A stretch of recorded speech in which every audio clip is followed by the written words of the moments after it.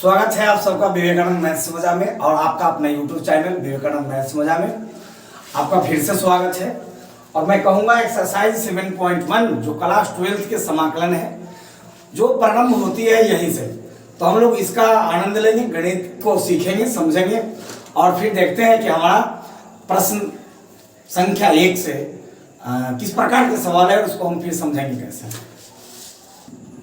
हमारा प्रश्न संख्या 1 जो sin 2x dx cos 3x dx e के पावर 2x dx, मैं आपसे कहूंगा कि अगर आप फॉर्मूला को खूब बढ़िया से, चाहे वो डिफरेंशिएशन के हो या इंटीग्रेशन के हो, अगर फॉर्मूला को खूब बढ़िया से अगर आप ध्यान में स्मरण में रख रखे होंगे तो निसंदेह पूरा गणित आपको अच्छा लगेगा और बहुत मजा आएगा सीखने में।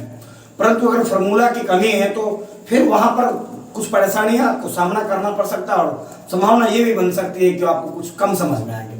तो मेरा आप कहाँ मानेंगे, तो मैं आपको यही सलाह दूंगा कि जब भी आप गणित को पढ़ो तो संबंधित पाठ से जो फॉर्मूला है उस फॉर्मूला को आप पहले कंप्लीट करके रखिए।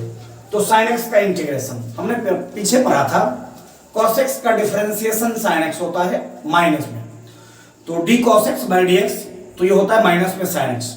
तो sin x का इंटीग्रेशन करेंगे तो यहाँ होगा हमारा ये जो हमारा आंसर आएगा वो हो जाएगा cos x, उल्टा डिफरेंशिएशन का उल्टा इंटीग्रेशन तो cos 2x। और उसके बाद ध्यान में रखना इस बात को कि अगर x के बगल में कोई नंबर आता है, x के बगल में कोई गुना में कोई नंबर आता है तो वो हमारा बट्टा के नीचे आ जाएंगे और ये बट्टा में हो गया अपना 2। x के बगल में जो था sin का डिफरेंशिएशन जो हम करते हैं, ये इंटीग्रेशन करते हैं, तो sin का इंटीग्रेशन करेंगे तो हमारा cos हो जाएगा। और ये देखो इंटीग्रेशन जब करोगे तो ये माइनस में आएगा, बात को समझो। जैसे cos x का डिफरेंशिएशन माइनस में sin x, तो sin x का इंटीग्रेशन माइनस में cos x, तो माइनस में cos 2x और x के बगल में 2 है तो वो बट्टा के नीचे आ जाएंगे 2 और प्लस में हो जाएगा c। इसी तरह से अगला सवाल को देखते हैं। जिस प्रकार से sin का डिफरेंशिएशन करते हैं तो cos का इंटीग्रेशन करेंगे तो हो जाएगा अपना sin। और सुनो cos चेंज हो गया sin में, और जो हमारा थीटा है तो थीटा 3x है तो ये हमारा 3x उतर गया, यहां तक क्लियर। और बट्टा के नीचे वाला जो सुनो x के बगल में जो नंबर होता है वो बट्टा के नीचे आ जाते हैं, तो यहाँ x के बगल में क्या है 3, तो ये आ गया बट्टा के नीचे 3 और प्लस में c। यहां तक एकदम कंप्लीट है। e के पावर x एक ऐसा फंक्शन है जिसका तीसरा नंबर, पहला क्लियर, दूसरा क्लियर, तीसरा पर चलते हैं। e के पावर x एक ऐसा फंक्शन है जिसका तुम डिफरेंशिएशन करो या इंटीग्रेशन करो ये दोनों में समान रह जाता है।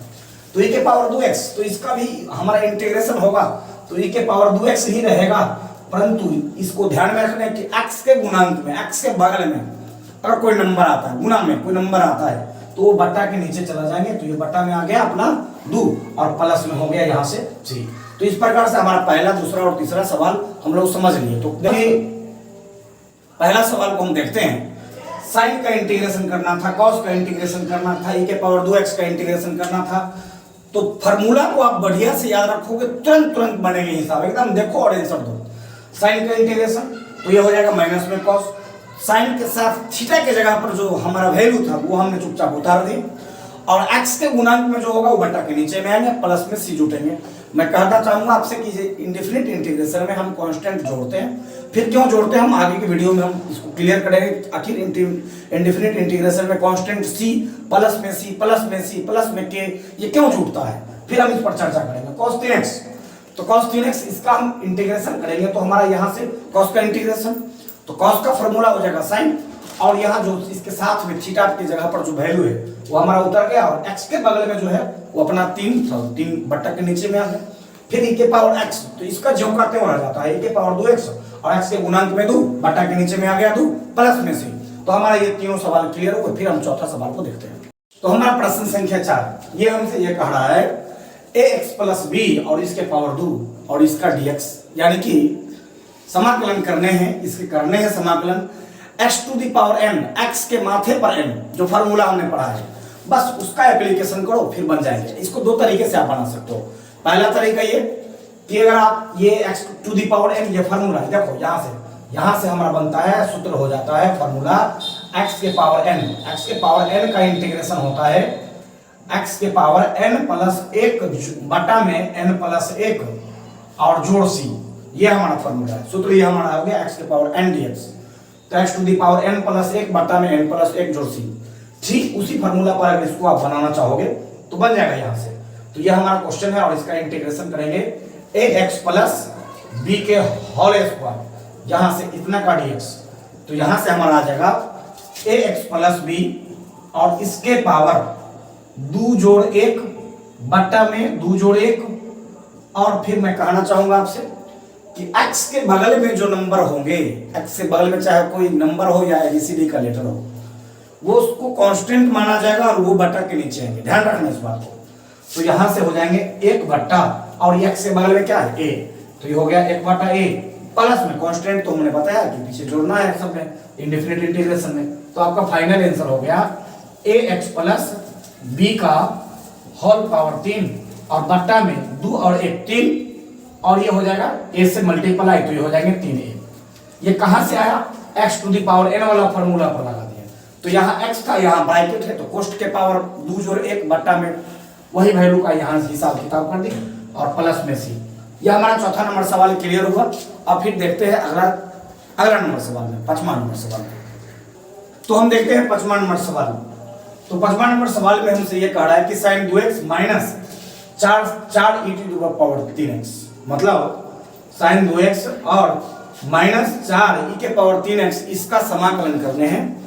तो अब देखो इसके कितने खंड हैं, एक खंड ये हो गया और दूसरा खंड ये हो गया, तो दो टुकड़े हो गए, 2 पार्ट बन गए। अब दोनों पार्ट के साथ इंटीग्रेशन का चिन्ह लगाओ, तो ये हो जाएगा इंटीग्रेशन sin 2x और यहाँ के बाद इंटीग्रेशन sin 2x और ये dx है, तो ये dx इसके साथ आ जाएंगे और फिर माइनस ये सुनो कांस्टेंट को आप बाहर कर देना, ध्यान रखना इस बात का। डिफरेंशिएशन इंटीग्रेशन में समाकलन और अवकलन दोनों की क्रिया करते हैं, तो मल्टीप्लाई में अगर कोई कांस्टेंट होता है तो हम बाहर कर देते हैं। तो यहाँ से -4 बाहर और e के पावर 3x और ये dx इसके ठीक बगल में आ जाएंगे। अब देखो साइन का इंटीग्रेशन हमने क्या पढ़ा था, तो cos का डिफरेंशिएशन तुम करते हो तो cos का माइनस में साइन होता है, तो साइन का इंटीग्रेशन करोगे तो ये हो जाएगा माइनस में cos और सुनो x थीटा के जगह पर जो रहेगा वो अपना उतर जाएगा, तो 2x है तो ये 2x आ गए और x के गुणांक में क्या है 2 बट्टा के नीचे ये आ जाएगा 2। ध्यान रखना x के बगल में जो रहे वो बट्टा के नीचे आ जाएगा माइनस और 4। अभी हमने क्या कहा e के पावर कुछ भी रहे, e के पावर कुछ भी रहे इंटीग्रेशन करोगे ज्यों का त्यों रहेगा, तो e के पावर यहाँ है अपना 3x, तो ये हो जाएगा e के पावर 3x और x के बगल में क्या है 3, तो ये बट्टा के नीचे अपना आ जाएगा यहाँ से 3 और प्लस में ये हो जाएगा c। तो इस प्रकार से हमारा फाइनल आंसर क्या हो गया, तो फाइनल आंसर हो गया माइनस cos 2x बट्टा में 2 माइनस 4 बट्टा 3 और e to the power 3x plus में c। तो हम देखते हैं अगला 5वां नंबर सवाल के बाद 6वां नंबर सवाल। तो हमारा 6ठा नंबर सवाल में हमसे ये कह रहा है कि 4 e के पावर 3x प्लस 1 dx इसका समाकलन करना है। तो समाकलन जब करते हैं तो देख लेना इसके खंड कितने हैं, एक खंड और ये 2 खंड, तो दोनों खंड के लिए अलग अलग इसका इंटीग्रेशन का चिन्ह लगाएंगे और ये हो जाएगा 4 e के पावर 3x और उसके बाद ये dx इसके ठीक बगल में आ जाएंगे और प्लस ये हो जाएगा एक, सुनो फिर एक के साथ करेंगे एक और dx का, तो इसका इंटीग्रेशन करेंगे तो इसके साथ इसका चिन्ह लगाएंगे, एक बार इसके साथ चिन्ह लगा दिया इंटीग्रेशन का dx बगल में, फिर एक बार इसके साथ इंटीग्रेशन का चिन्ह लगाएंगे और फिर अब यहाँ से हो जाएगा dx बगल में। अब क्या होने वाला है 4 बाहर और e के पावर 3x dx इसका समाकलन करो और फिर देखो 4 क्यों बाहर कर दिए और इसलिए बाहर कर दिए कि कांस्टेंट गुना में होते हैं तो उसका ना डिफरेंशिएशन होता है ना इंटीग्रेशन बाहर चला जाता है। और एक dx इसका तो आप इंटीग्रेशन जानते हो, अरे dx का इंटीग्रेशन x, तो ये हो जाएगा अपना x और देखो e के पावर कुछ भी रहे जो का त्यों रहेगा, तो यहां से आएगा अपना 4 e के पावर 3x और बट्टा में आ जाएंगे यहां से 3, क्यों x के बगल में जो रहेगा वो बट्टा के नीचे आएगा और प्लस में x और कांस्टेंट हम फाइनल में अंतिम में जोड़ देते हैं तो अपना ये कांस्टेंट जोड़ दिया, तो यहां से जो उत्तर बन जाएंगे अपना 4/3 e के पावर 3x और प्लस में x प्लस में c। तो 6ठा नंबर सवाल के बाद 7वां नंबर सवाल को देखते हैं। अब हम प्रश्न संख्या 7 को देखते हैं। तो देखो ऐसा है कि ये जो हमारा क्वेश्चन है ये दोनों के बीच में कोई चिन्ह नहीं है तो गुणा का चिन्ह है। अब इससे एक बार एकरा में गुणा कर दो एक बार इससे इसमें गुणा कर दो, मतलब दोनों का दोनों से मतलब दोनों टर्म में आप गुणा कर दो, क्वेश्चन को आप एक सिंपल फॉर्म में ला दो, गुना से जोड़ घटाओ के फॉर्म में ले आओ पहले। तो आप एक्स स्क्वायर से मल्टीप्लाई करेंगे एक में, तो यहां से हो जाएगा अपना एक्स स्क्वायर। क्लियर है? अब सुनो, फिर आगे देखो, एक्स स्क्वायर से एक बटा एक्स स्क्वायर में गुना करोगे। अब तुम सोचो, एक्स स्क्वायर इधर मैं रफ करता हूँ, एक्स स्क्वायर गुने एक बटा एक्स स्क्वायर, इसे ही कट जाएगा, क्या बचेगा? और एक बचेगा, यहाँ अपना एक बचेगा, तो यहाँ लिखाएगा अपना एक, कट के इससे इसका मल्टीप्लाई हो गया तो एक बच गया, और यहाँ से dx। अब इसका समाकलन करोगे तो इंटीग्रेशन करेंगे तो एक्स स्क्वायर और ये dx माइनस एक और dx का इंटीग्रेशन करेंगे तो यहाँ से हो जाएगा एक dx, और फिर आगे बढ़ाएंगे तो यहाँ से अपना वैल्यू आएगा x के पावर n। क्या पढ़े थे हम लोग? तो x के पावर n का पढ़े थे, x के पावर n जोड़े एक बट्टा n जोड़े। ठीक उसी तरह से अब इसको सेट करो। अरे ये फार्मूला x के माथा पर n, इसका इंटीग्रेशन क्या करते हो?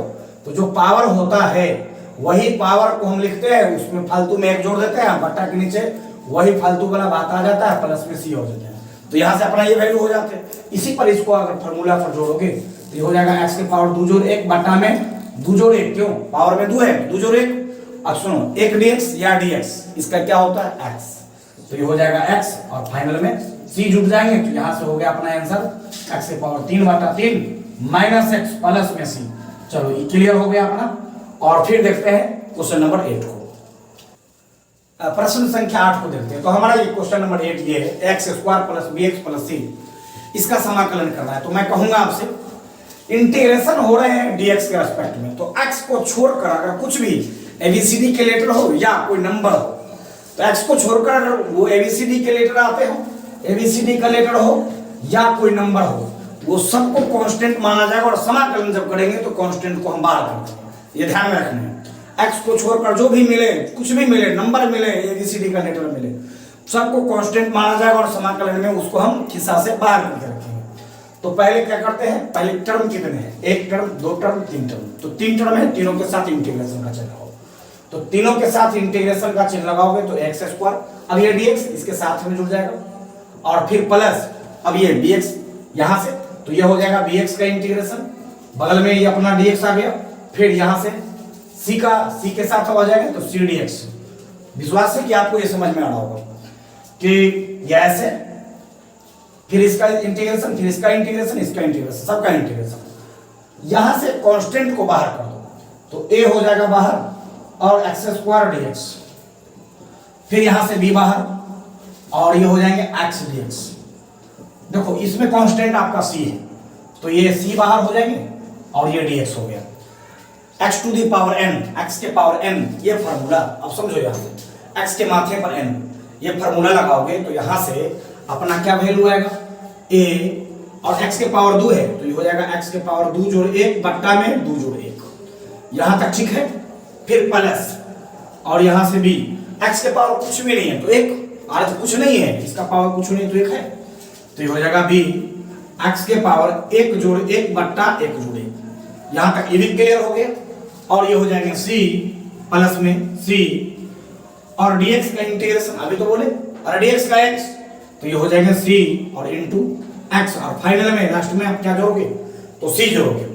अब देखो अपना उत्तर क्या क्या आया, तो अपना उत्तर आया ये हो गया a, और बट्टा में क्या हो जाएगा? 2 और 1 3, तो यहां से अपना हो जाएगा, इसको ऐसे लिखो a x के पावर 2 और 1 3, a x क्यूब बट्टा में 3 प्लस, और ये हो जाएगा b पावर 2 और 1 और 1 2 हो जाएंगे, तो b x स्क्वायर, और 1 और 1 2, और बट्टा में 2 प्लस, और cx है तो यहां से हो जाएंगे cx प्लस में ये d। आपका ये 8वां नंबर सवाल क्लियर हुआ। मैं फिर से कहूंगा, जितने खंड होंगे प्रत्येक खंड के साथ समाकलन का चिन्ह लगाओ, सबके साथ आप dx लगाओ, और फिर abcd या कोई नंबर हो बगल में अगर दिखता है x के बगल में, उसको समाकलन के खिस्सा से बाहर कर दीजिए, और फिर जो फार्मूला बनता है x to the power n का, या जो फार्मूला है तो वो फार्मूला आप लगाएंगे। यहाँ पर जो फार्मूला अप्लाई हुआ वो x के पावर n बराबर इंटीग्रेशन x की पावर n जोड़ 1 बट्टा n जोड़ 1 प्लस में c, ये फार्मूला का एप्लीकेशन किया। तो मैं कहूंगा आपसे एक बार देख लो ठीक से।